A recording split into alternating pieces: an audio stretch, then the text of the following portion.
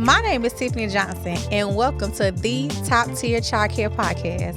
After being in childcare for many years and having my own successful business, I want to show you what it takes to be top tier.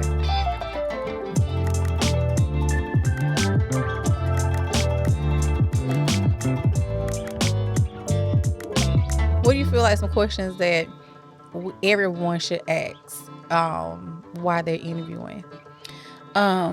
For us in childcare, do you like children? Because some people might just want to make money and they really don't like children. Yeah. And to me, it's funny, but it's not funny because we get people that come and think, oh, I'm just going to sit and watch all day. Mm-hmm. And then when they get in the classroom, we require them to be teachers. Mm-hmm. And they're like, whoa, this ain't for me. You thought you was going to sit here and scroll on your phone all day? All day long. Absolutely not. So one question I think that we need to start asking is this your profession? Mm-hmm. Is this something long-term that you want to do? Do you think that you can be a teacher? Mm-hmm. Are you at a point in your life where you can be taught a new craft? Because we have a lot of people that are coming in first time trying to try out childcare. Right. And so they have this thing about just coming in, I'm going to scroll on my phone, I'm going to watch them play. Mm-hmm. But that's not what we're about. Now, there are some childcare facilities out there that allows that. But as successful ourselves, that's not us. We're here to teach the children. So, right. Yeah, I just think that a lot of questions that I am starting to realize we need to ask are really questions that we shouldn't have to ask, to be honest with you, because that's just like someone that goes and works at a restaurant. You know you're going to be dealing with food and people.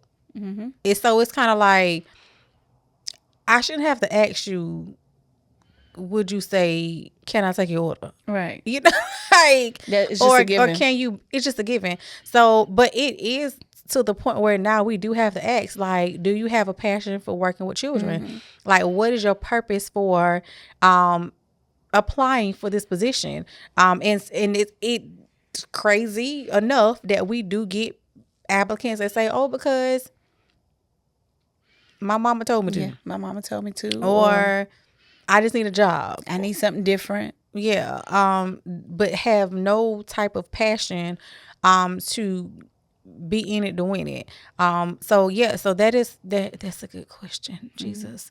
Even though I feel like that's a question that we shouldn't have to ask. Yeah. But in these days, in the work ethics that people, whether I'm saying the lack of work ethic that people have, you have to ask those silly questions. Yeah, you have to ask the simple questions that are common sense questions. What you always told me. Common sense ain't common. And listen, for a long time, I'm like, people do got common sense. Oh, but the more we get into these applicants, you quickly realize that common sense is not common when it comes down to people that should have common sense. Yep.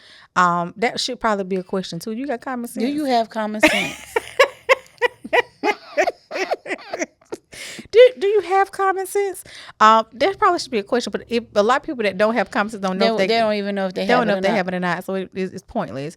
Another question I feel like we could probably go back to is, because some people get it confused whether they have worked in a licensed childcare facility or not, and they think that that's the same thing. It's because, I was a nanny, or I used to babysit my sister or my nephews. It's not the same. No. So a lot of people will think they are qualified for a position because that's what they used to do. Or even if, like, volunteering at church, like, it's a whole different ball game. That's a totally different ball game. And it does not, the requirements aren't the same. So even like with us, I'm the ministry leader at church. And sometimes I realize very quickly that even though they worked or have worked, at a church, for us, like I said, I'm the ministry leader over our children's ministry. But the requirements for our volunteers are not the same requirements, for the teachers that we have. So because they have done that, they feel like they're qualified as well. Now I do love the fact that you love the Lord and you love kids, but the requirement is so different. So like I'm gonna say for us, like it's a kind of plug and play for the volunteers at my church, because I really do everything for them. They just have to execute it. Everything as far as lessons, what we're gonna teach, what story we're gonna read, all of those things. Like I said, it's already prepared for them. So when they come to church on Sunday, because they're volunteering, I want it to be as smooth as possible and don't feel like a job. Right. But when you are a teacher, that is something different. I'm not going to come in and give you the book that you're going to read. I'm not going to give you the story. Now, if you need assistance, I will help you with that. But a lot of times they get that confused on what they used to do as a nanny or what they used to do babysitting. Because, of course, if I'm babysitting my niece or my nephew, I might read you a book, but I'm outside. Right.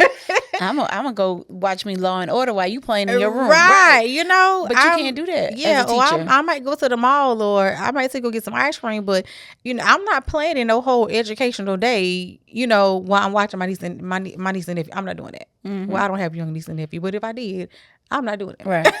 So, but the expectations are really different, and I think that's what they think. So I think us taking out the time to ask that question and also being able to explain to them what is the difference between what you used to do what you currently are doing with children, or what you used to do with children, versus when you walk into a licensed child care facility. That is a totally different situation than what you would think that they have. So what question do you feel like we should have asked before hiring certain people?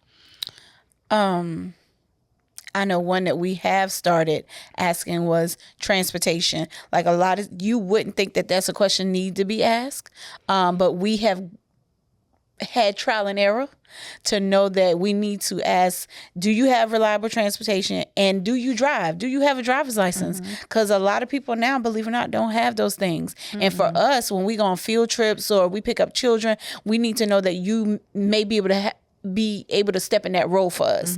If we can't drive the bus or if our director is out, we need to know that you are willing or able to be trained to drive the bus safely. And a lot of people just are like, no, don't worry about it. I Uber, I Lyft. And we're like, what? How?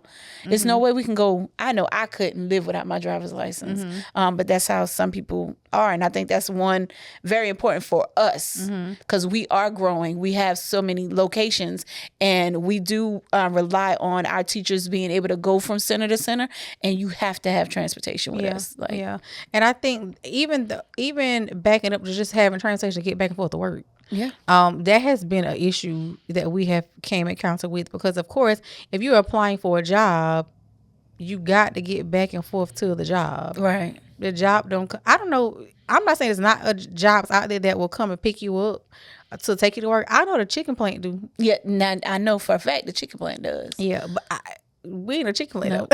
So, but I don't know no other job that has transportation that will come pick you up. So I think that when you are applying for a job, that should be out of another common sense thing, that you should have transportation to come back and forth to work, because we don't get on the bus and pick up pick up employees to come to work.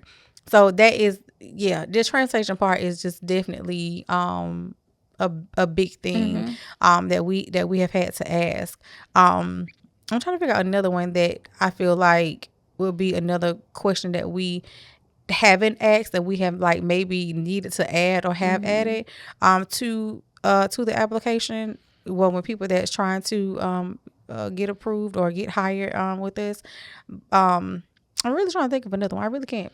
I think one that we've scaled a little bit were goals, because we are one of those. We're a company where we look at the goals of teachers. I think when we do ask that question, it's not necessarily during the interview process. It's more so once they're in the company, then we ask them what they like their goals, far as, do you want to move up in the company? Do you want to stay a teacher? I think we should do that at the beginning, so then we can start planning for them. And maybe they won't be like, say for instance, we do ask them what classroom they want to be in, but we don't necessarily ask, is this a classroom you want to be in the duration of your whole time with us? Or is this something that you want to grow in with us in the company, become something else in the company? And I think we should do that, because then we can plan accordingly and how to build bigger goals for the company, if that makes sense. Now, Toya's on to something on this one. Now, I'm definitely, I drew a blank, definitely, but you're absolutely right, because we do have something that we use called a professional development plan, and normally I probably get them to fill it out maybe once like mid-year. We get them to do it. Because of course, we want to be able to build a company that surround, because we can't run this. We can't run these schools by ourselves. No, absolutely. And everyone does not want to stay in the same position. So by them not wanting to stay in the same position, we have these professional development plans that we ask them, hey, listen, what do you see yourself long term and short term? That's whether you want to build the company or not. Yeah. Like, you may be working with children, but your long term goal is to be a nurse. Yeah. Great. So we know we can put you in these classes that, teacher gonna cover it, and then we can do this, or we know, hey, we can even just encourage you or push you to go into that direction. But we also kind of let us know in the next 3-4 years, we may not have such and such, right, come working for us no more. Or we may need to plan. We're just planning around everybody. And honestly, those professional development plans have allowed me and really push me to grow the company, because everyone doesn't want to sit in the same seat. No. So if you're coming on, and we've had people who came into the company that end up working for us, that have worked for other people, and was like, hey, listen, I have just reached my ceiling, or I don't see any room for growth at the previous company. But with us, it is room for growth, because we are continuing to grow. And listen, like I tell you, I have told you before, like, you are the COO, but at some point, somebody has to be the regional, somebody has to be the operations director, what the position that you still, currently have. But at some point, when we get to 10, 15 schools, I can't, you only can, oversee but so much. So someone else will have to step in to be, because you can't, hear from me and, as a visionary, and say, hey, Toya, we need to make this happen, and also oversee 15 different schools. To me, that's not effective. That's to me allowing one person to just be ran down on so many different on so many different responsibilities. So it just allows us to really know where you want to go. And like I said, that's really was one thing by having those professional development plans. I know this person has no desire to be in management. Right. I know this person would love to be in management. I know this person always want to be an English teacher. I know this person is really, really good at coaching. So it really has allowed us to make sure that we put the right people on the right bus. So put the right people on the right bus. So that was a good one as far as professional development plans. What do you feel like? Why do you feel like it's important for us to verify information? So we can get people in who are telling the truth. Like, Y'all, we have had, which I'm sure if you are in childcare, or even if you are looking to own your own facility, please understand, you will always get somebody that will tell a fib on their application. Bring in false documents. Yes. You guys won't even imagine how many false diplomas we get on a regular, with curses on the bottom or watermarks in the background. Like, I don't even see, it takes too much for me to be scamming and can. I don't have that type of energy. No. But yes, false documents is real. It's even real. On your resume. So like, people will turn around and put and give you a resume, and you will ask them, do they have childcare experience? But they will put a location that is no longer operating. So, of course, you can't verify whether they work there or not, or even work at that capacity. That has happened. But I can tell you one thing, it will still show. So even if you do go in to hire those people, it will show whether they have really had that experience or not. Just like right now. Just like we have one right now. So, what you, getting into your position 100% and taking, being a COO, it's a lot of things that I have, delegated onto you. So you'll be able to learn how to do these things as we expand. And we hired someone, and of course, I allow, once I delegate something to the team, I let them do their thing. Everybody's going to make mistakes, but the only way they're going to be able to learn from it is if they make those mistakes. And this particular person was hired, And Toya told me all about her experience, X, Y, and Z. We were in crunch time as well at that time. So, to get someone in because we really needed someone to take over this particular facility. And as I'm talking, I'm what you call me? Expect the gadget. Yes. So I'm expecting gadget in real life. My third position should probably be being a private investigator. Because you want to know something. Yes. Yeah. If you want to know something, call you. You gonna find it out. I'm the girl. Every time. So, I listen to people, and a lot of times when people tell you a story, they forget. And they forget who they told it to. So Toya had already told me exactly, what she did, what was her background, education, all those kind of great, wonderful things. So I observed, and it was just something that wasn't sitting right. And I was like, Toya, are you sure? Because as a person that sits in this particular seat, it's certain things that you should know, or you would know, even if nobody ever taught you or told you. Because when you sit in that seat, it's like certain things are just automatic. If you didn't learn it, you would have learned it. If you sat in that particular seat. And I just kept asking Toya, like, Toya, are you sure? We need to go back and verify. Right. And one day talking too much, end up telling me that, oh yeah, I applied. But didn't get it. So I'm just nodding my head and I'm listening. And I end up going back to verify. I'm like going back to Twitter. I'm like, so did you verify that? She was like, Tiffany, I didn't. I just went by, what was on her resume, X, Y, and Z. And I was like, I knew it. Because I said, do you know this girl told me X, Y, and Z? And you were so shocked. She was like, because she told me this, and it's on her resume. And not only me, she told the other person that was interviewing at the time. Right. And it's on her resume that she held this particular position, and she never did. But it shows. And I instantly I knew. So sometimes even when people do, because sometimes you can't catch some of that stuff. But you will, if you pay attention to your people, you will really see that you ain't telling the truth. There is no way. Won't ever get me again. I have to make time to verify. Listen. Yeah, like that is something that you definitely have to do. You definitely have to you got to verify this information, because people will make up stories. And if we weren't built the way that we were to still be able to sustain and keep pushing, to someone else that could have made that mistake, it could really cost you your business. Their whole program. And the program could have went belly up. But like I said, we still got some hitters, because we are in it, we are in it, so we're able to kind of train her and try to get her where she needs to be. But some people are not in it like we are. So easy DSS could have came in, and this particular person, just given a scenario, could have not known how to check the ratios, and that would have been that company's whole livelihood, or getting citations. But being that we're in it and we're able to say, hey, this is what you need to do. This is the things you need to look for. We kind of able to train her, but not everybody's equipped like us. Yeah. And I'm going to say one more last thing and we're going to go. I am really big on showing people or telling people your mission.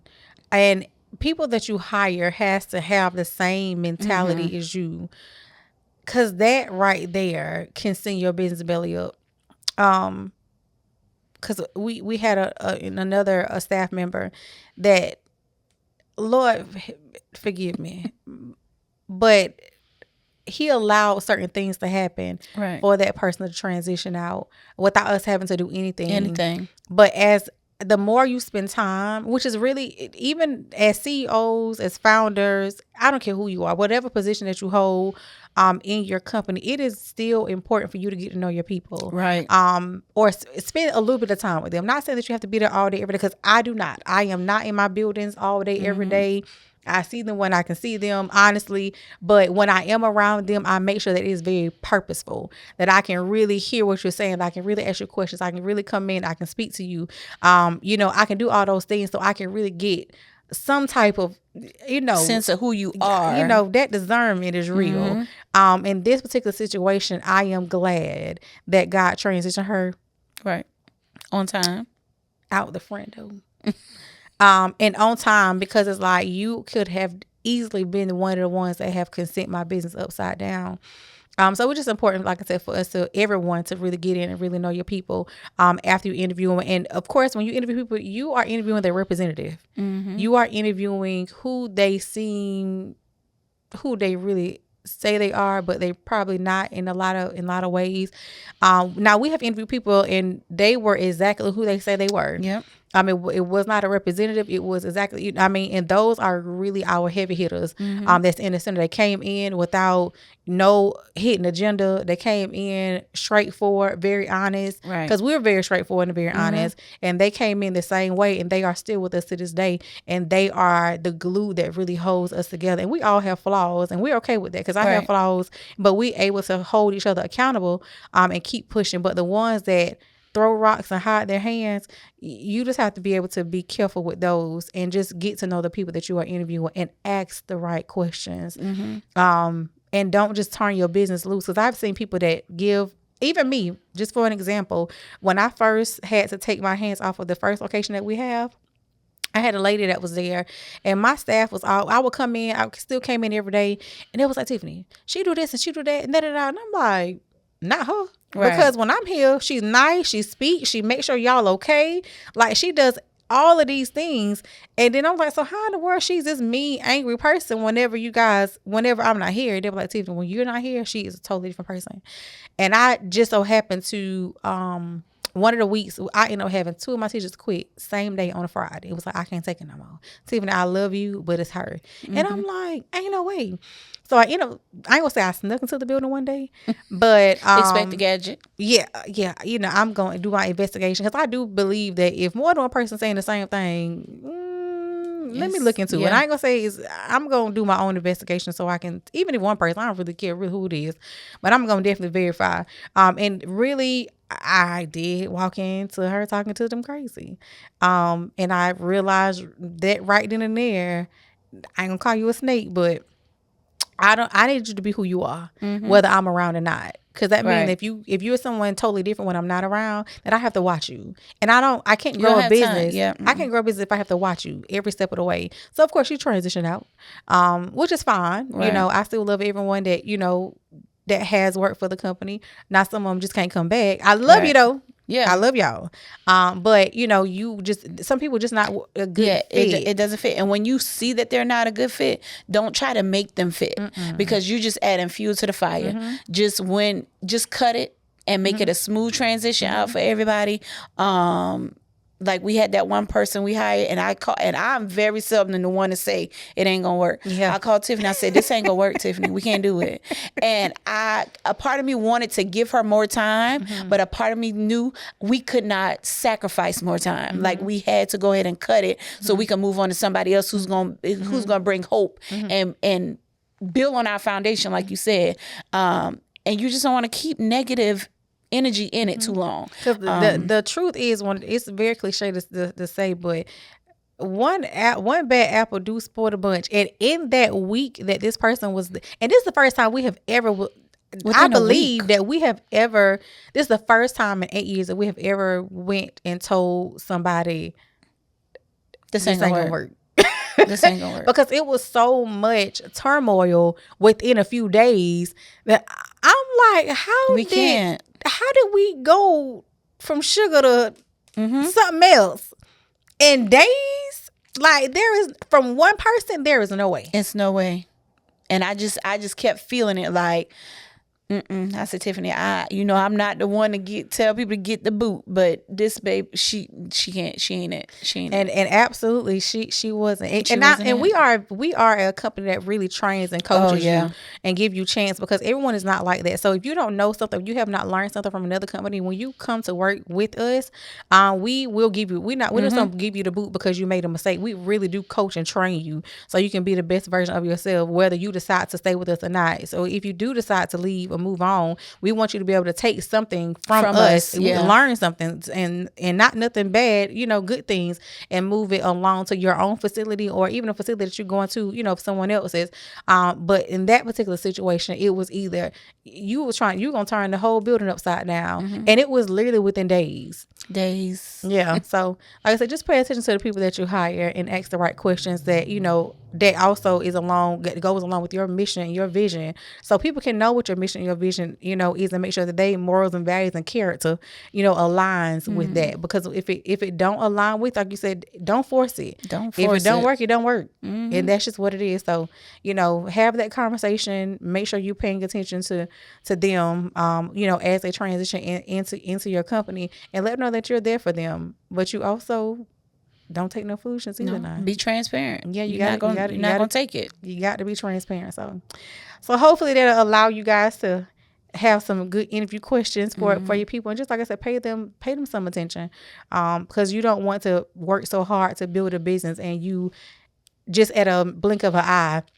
you get the wrong person into the building that is not meant for your building. And we some prayer boys, so pray about it, please. Because every day I'm like, Lord, please send the right people that can help us move this company forward for your purpose in your kingdom, because I literally cannot do this by myself. And like I said, for the most part, we have had people that will help us, whether they stayed long term or not, that still have put some type of stamp on helping us move forward. And the ones that was not meant to be, they have either moved themselves, or like I said, in that one situation was the first time we ever removed that person from us before they were able to get the opportunity to tear us up. But we just do what it do, ask good questions, and pay attention. All right, until next time. Thank you for joining us for this episode of the Top Tier Childcare Podcast. Follow us on Facebook, Instagram, TikTok. And if you have any questions, you may email us at info@btoptier.org.